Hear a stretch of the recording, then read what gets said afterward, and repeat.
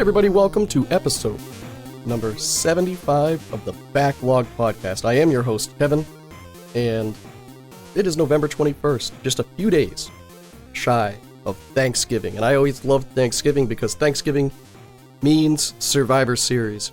Survivor Series was always one of my favorite WWF pay-per-views, and this year, my boy Todd is going to be highlighted in one of the Survivor Series matchups, and I really love what they've turned Survivor Series into. According to the lineup here, it looks like this is going to be a Raw versus SmackDown versus NXT Survivor Series, and I just really, I like seeing the versatility of the different rosters and the highlight of all these different teams, especially those guys down in NXT and girls. The NXT roster was always looked at as the C team, like the underdog. And financially, I believe that they are. I mean, I don't know anymore, but from what I understand, they get paid a significant amount less than if you were on the Prime roster. So whether they say it or not, unless those guys and girls are starting to get paid more, then they're not going to be the A team, as they try to call it. It's just a gimmick. But we'll see. We'll see. Hopefully, I like seeing people get paid more, and I like, especially as the company grows. And I really like the dynamics, and I can't wait to see the three-way tag dance between NXT, Raw, and SmackDown champions, including Todd and Eric, the Viking Raiders. So tune in on that this weekend. Other things, this is the first podcast since I came back from DreamHack. For those of you not familiar with DreamHack, it is a convention that highlights some gaming tournaments such as Mortal Kombat and Tekken, Brawlhalla, Smash Brothers. You have CSGO running its 20th anniversary of tournaments. You have Smite and Realm Royale and Paladins, Halo. So our boy Icy Chiller from episode 1 of season 2, he popped off and I got to meet him, and he built up a stage, and this is what he does, and I got to see it firsthand. The guy goes out there and sets up these tournaments, and just an amazing spread. I'm going to be writing some articles on the website, thebacklogpod.com, or you can get to it via thebacklogexposed.com. And I'm going to highlight some of the things that I came across at the DreamHack so you can get a better understanding of exactly what it is. But it's a 24-hour-a-day process, right? They have a whole scenario where you can bring your own computer, and people are lugging these giant rigs all the way to Atlanta to set them up in a station, and they're paying money per hour or whatever for the internet, and they're playing their games together. And then some of them go play tournaments and try to achieve victory in those tournaments.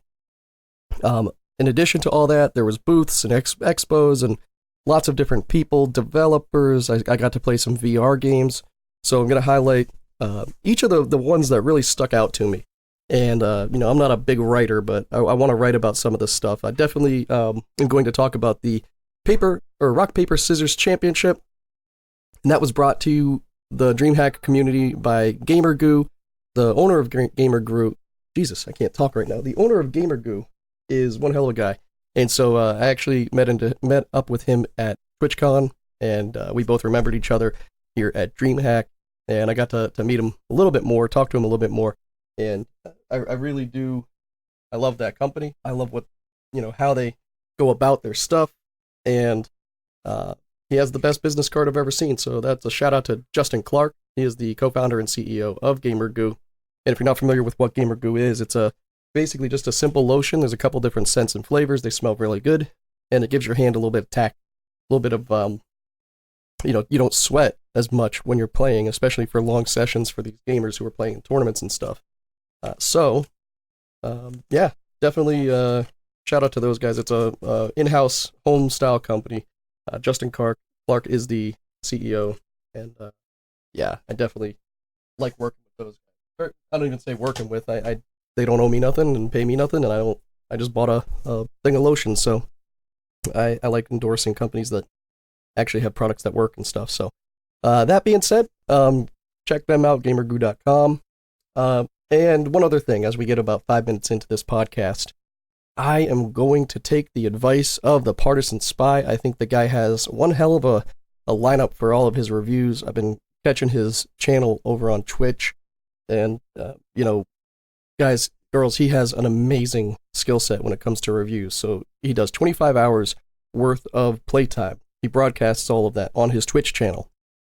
So you can see every hour he's talking about, and he documents every hour on the hour with his excitement levels and his feelings on the game. So when you're seeing a review from the Partisan Spy, you get a legit review. Going into that a little bit deeper, I talked to him, and he gave some suggestions about me, the podcast, and just some really good advice.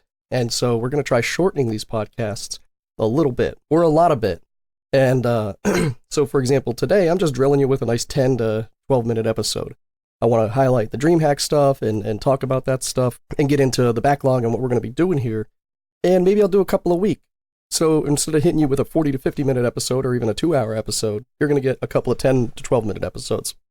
And so hopefully that'll highlight your day a little bit better, give you a chance to tuck us into your podcast schedule. And for those of you who don't have an hour commute to work, you have a chance to listen to the backlog a little bit more likely than you would if it's a 40 to 50-minute episode. So that's the game plan. If you have any questions about that, please shout out to me. You can hit me at any of my social media, which is at Backlog Time. And without further ado, I do want to talk about one of the biggest releases. I've been talking about this for a year and a half now, and it's the Google Stadia. We launched Google Stadia on the 18th, and people started getting their kits. I physically got mine yesterday. I think it was the 19th, actually, and I got my actual Stadia 4K Chromecast and the controller yesterday.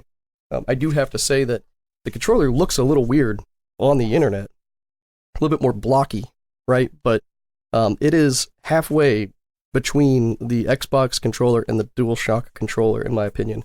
The paddles, the handles feel very sturdy, perfect in my hand. The placement of my fingers feel a little bit more appropriate, and it's really good. But it also has the format of the DualShock 4, right? The two thumbsticks are in that position, whereas opposed to the D-pad is up to the left. You'll know as on a Microsoft controller, an Xbox controller, the D-pad and the left stick are switched. So this goes the way of the DS4. In addition to that, the buttons feel a little bit more clicky. You can probably hear them. I'm hitting them right now. And we'll see how the test of time goes. I got the Midnight Blue, and it does have a USB-C port in the back. Pairing it and getting it all set up was pretty easy. I just followed the steps. I think as long as you follow the steps, you do the Chromecast setup and all that, pairing the controller is pretty easy. And then now all I have to do is hit the button on the Stadia, on the Stadia controller, and enter a series of buttons to connect it so that it sends the signal and says, hey, connect to the Stadia server. And the Chromecast has those buttons to do that.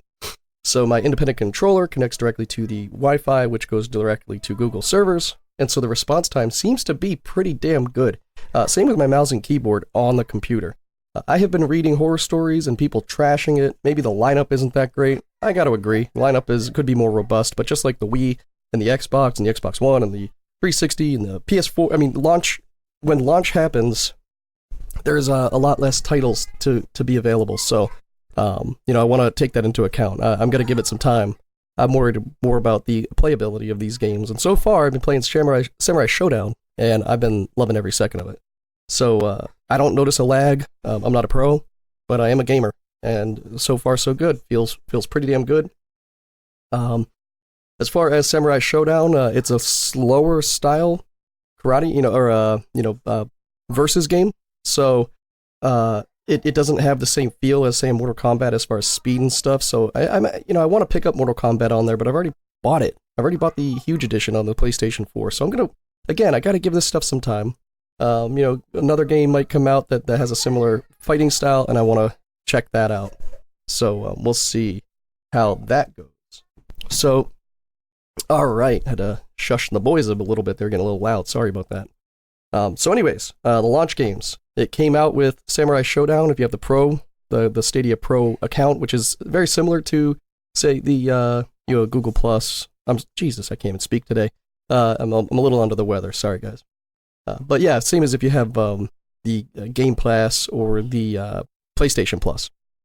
I do have to say that over the last couple of weeks and months, the Game Pass has really shined, guys. Xbox is doing a lot to push their content, and knowing that they're getting into the cloud gaming space, and there's some betas going out for that, I'm super excited. I hope I get an invite so I can do some testing on the Xbox beta, being able to play those games over the cloud. I have been playing GeForce Now over the cloud. I'm huge on the cloud gaming. Stadia is here. Stadia caused this. Google caused this, I think. Them getting into the market, it's ushered all these other companies to really focus. And maybe other companies were doing it first, but when the big dog steps in, everyone is willing to compromise and cooperate and work together. I bet, the industry as a whole is working together to make sure that this is as fluent and awesome as it can be, because it is the future. It is the future, and it's going to be the way it goes for a long, long time. I think cloud gaming is critical to the next generation. Even though we have a PlayStation 5 coming along, the next generation is going to be play anywhere, right? It better be. And play the best you can play anywhere. Same with VR. We have the VR Quest coming out, the Oculus Quest, which is a no wires Oculus. We're already there, guys. That thing is ready to go, and now it's obviously not powerful enough to handle the biggest games, but they have a cable so you can do that.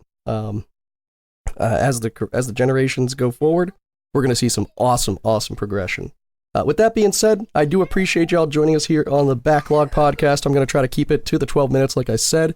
Y'all be very, very good, and I'll be back with you later this week with another edition of the Backlog Podcast. I am your host, Kevin, and we're done.